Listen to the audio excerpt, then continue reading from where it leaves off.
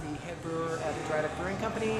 We are getting ready to put one of our beers into the fermenter that we've made today. It's a porter. We made a porter yesterday as well. We're making an old ale the next 2 days of the week. We brew 4 times a week or so on our 7-barrel system. My name is Lachlan McLean. I'm the assistant brewer here at Drydock Brewing Company. I've been working here at Drydock for a little over 2 years. I started out as a home brewer back in 1997. Both of my older brothers are avid home brewers and got me into it, and never thought I'd end up here. Never thought I'd end up making this into more of an obsession than a hobby, but nonetheless it happened and don't regret a second of it.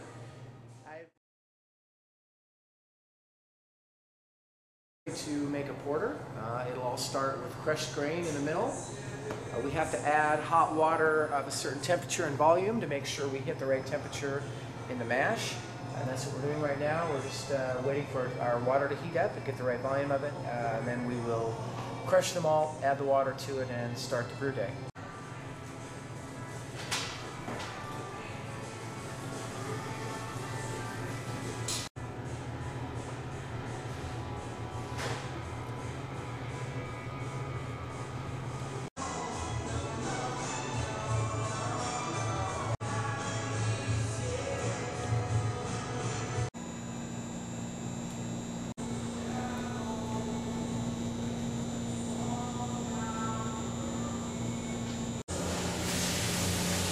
So what are we doing now? I'm adding water in there. Then we'll be crushing them all in a moment.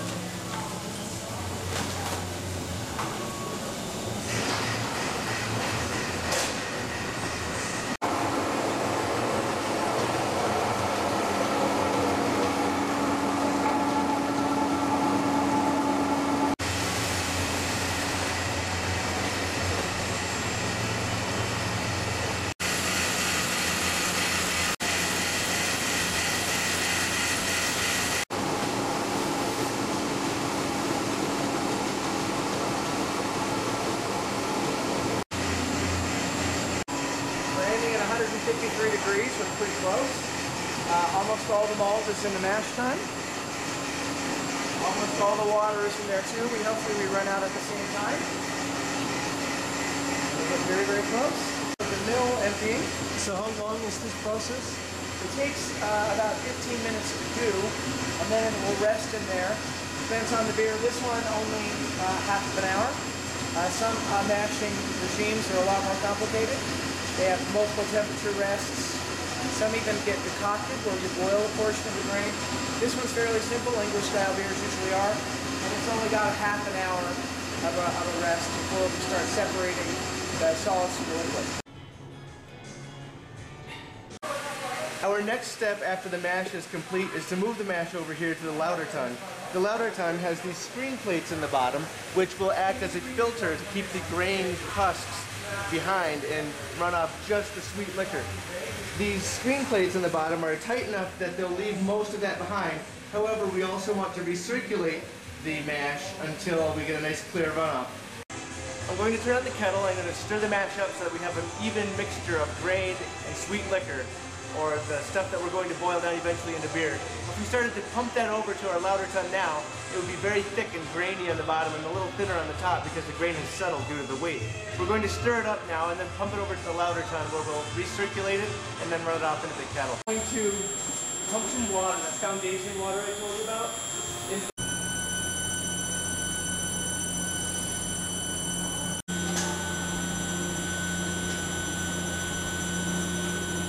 branch out of the way for a little atmosphere. I'm going to plunk.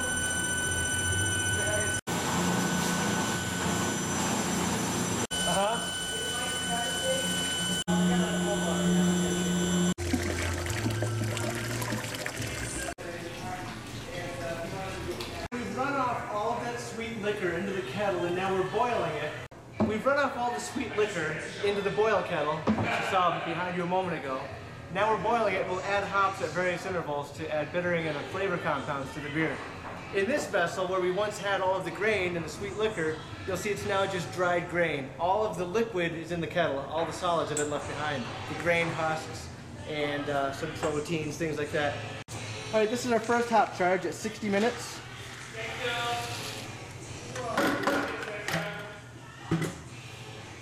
Sometimes adding our first hop addition can cause a pretty violent boil over. You need to boil them at, boiling temperatures, which is typically, 212 degrees at sea level. Being that we're, considerably higher than sea level, our boiling temperature, as you can see on the scale over there, is only 202 degrees. So therefore we need to boil our hops a little bit longer and our wort a little bit longer to get better hop utilization. Being a brewer is more like being a janitor, I think, really, than anything. You do a lot of cleaning. Cleanliness is not next to godliness. Cleanliness is godliness. Or maybe more so. 99% of the time, if you're cleaning and you're cleaning well, you have nothing to worry about. You're going to make good beer. It's hard to make bad beer. That's why there's so much good beer out there. I heard this marketing term, our beer is cold filtered. All beer is cold filtered. So why do we filter the beer? If we don't filter a beer when it's cold, the chill haze proteins that cause those hazy or cloudy appearances to beers aren't formed properly to be able to be filtered out. I got plenty of time.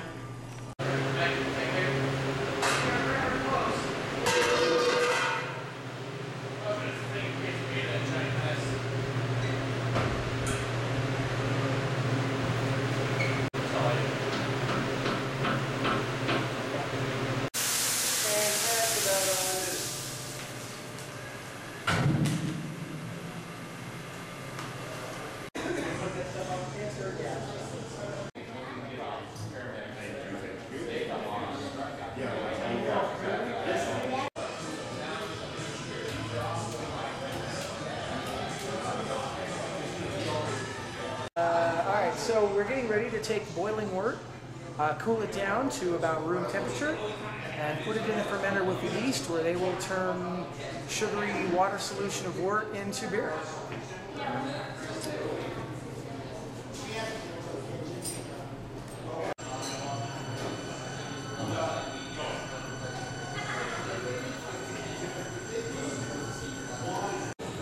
First thing that's in there is sanitizer. Sanitizer will come out, and then the wort will come. It might if I start. So this is the wort, and it's dark because it's a porter wort. There's still kind of a mix of sanitizer and beer there.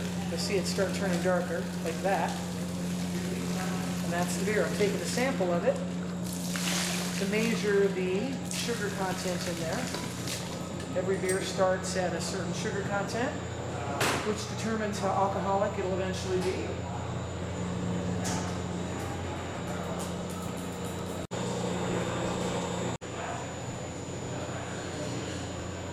Hi Steve, I'm Otto. I'm here to get some beer equipment. I want to make my own beer. Can you help me? Sure, Otto. Since you want to start homebrewing, we'll come over here and look at the equipment display. I basically have a bunch of pre-built kits, but let's just pick the middle one for an example. In this kit, there's a bunch of pieces. It's about 135 bucks for this one. There's a couple of the carboys. One's a 5-gallon carboy, one's a 6-gallon carboy. These are your fermenters, and they will contain your beer during the fermentation process. To start homebrewing, half the battle is the equipment, the other half is the ingredients. So when you're first getting started, I always recommend you make 1 or 2 or 3 of the box kits. Everything is pre-measured and it's in the box. There's malt extract and grains, there's hops, there's yeast, there's bottle caps, there's priming sugar, and there's even instructions. So when you want to get started, this makes it easy to make a good batch the first time, because the first batch or two, you're figuring out the equipment. What's this thing? The big things people ask about, Otto, is how much beer does this make? Well, the standard homebrew recipe is 5 gallons, which when you bottle up 5 gallons of beer turns into about 48 to 54 12-ounce bottles of beer. So basically 2 cases and maybe a 6-pack, depending on how exact you were on your measurements. So 2 cases of pretty good beer made at home in one of these kits. The standard box kit, which we would start you out with, those recipes are about $35 to $40. So $20 a case roughly to get yourself started.